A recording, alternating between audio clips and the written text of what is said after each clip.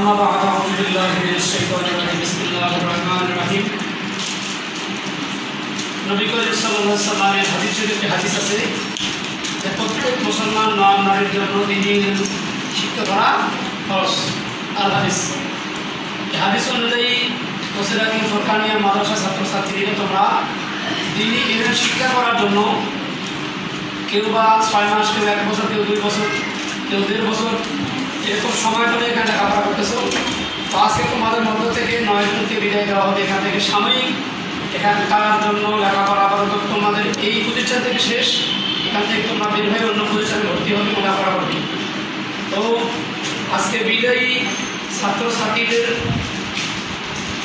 বিদায় উপলক্ষে